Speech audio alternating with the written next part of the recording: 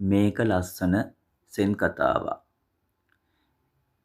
එක්තරා ගමක හිටියා ස්වාමි පුරුෂයෙකුයි ස්වාමි දියණියකුයි. මේ දෙදෙනාගේ රාජකාරිය වුණේ හැමදාම රණ්ඩු සරුවල් වීම. එහෙම නැත්නම් අපි කියන විදියට කෙස්වලු පටලා ගන්න රණ්ඩු වෙන එක තමයි මේ ස්වාමියාගේ භාර්යාවගේ විශේෂ රාජකාරිය බවට පත් උනේ.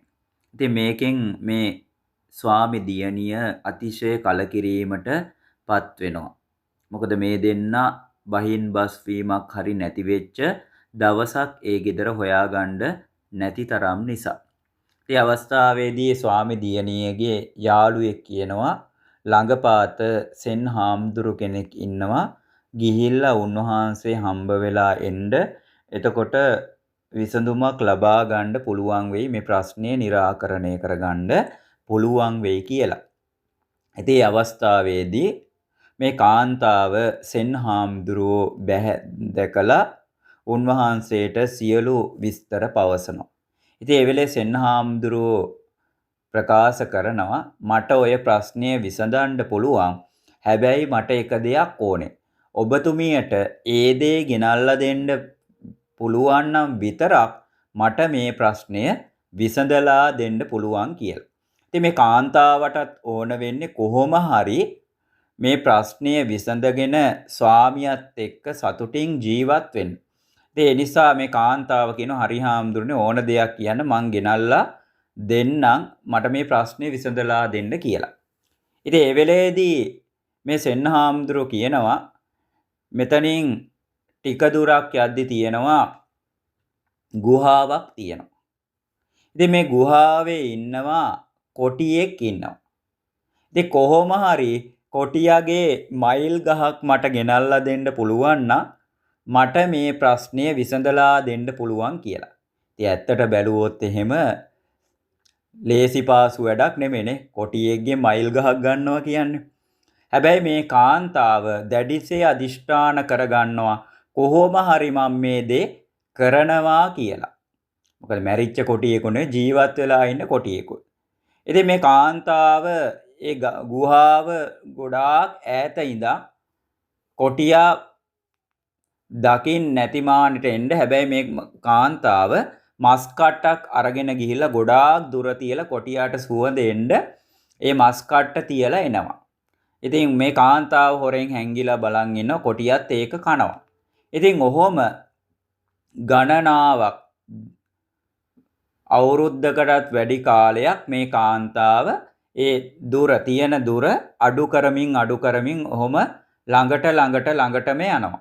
ඉතින් කොහොම හරි ගිහිල්ලා කොටියා පේන තැන ඉඳන්ම මේ මස් කට්ට තියන්න තරම් මේ කාන්තාව ශක්තිමත් වෙනවා කොටියත් එක්ක එච්චර යාළු වෙනවා.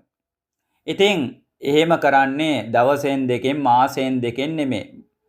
දින ගණනාවක් අරගෙන සමහරට වර්ෂයකටත් අධික කාලයක් ඒ වගේ කාලයක් අරගෙන තමයි මේ කටයුත්ත සිද්ධ කරන්නට යෙදෙන්නේ. ඉතින් එහෙම කොහොම හරි වෙලා මේ කාන්තාවට පුළුවන් වෙන කොටියා ඉන්න ගුහාවටම ගිහිල්ලා ඒ මස් ටික කොටියාට දෙන්න.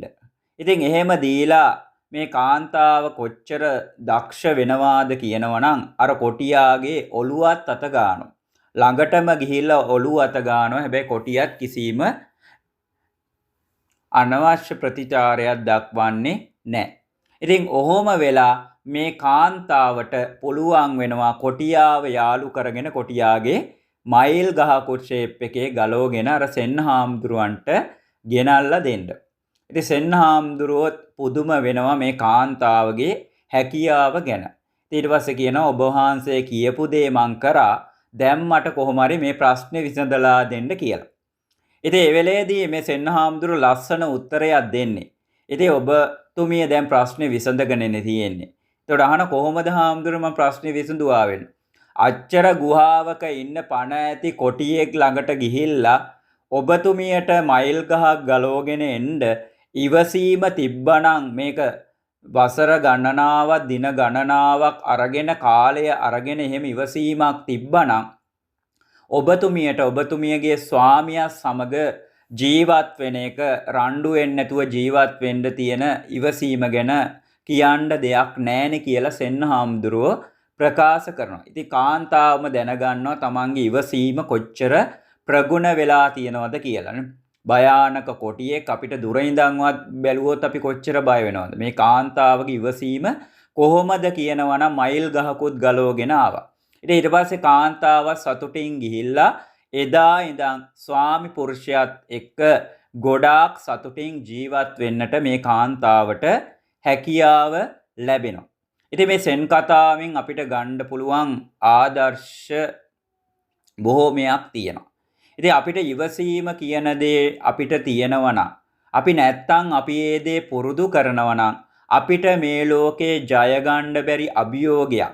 ඒ වගේම ඕනෑම පුද්ගලයෙක් සමග වුණත් අපිට ඕනෑම පිරිසක් සමග වුණත් එයාගේ තරාතිරම් ආකල්ප මොන වගේ වුණත් ඒ අයත් එක්ක අපිට හොඳින් සතුටින් ජීවත් වෙන්න පුළුවන්කම හැකියාව ලැබෙනවා.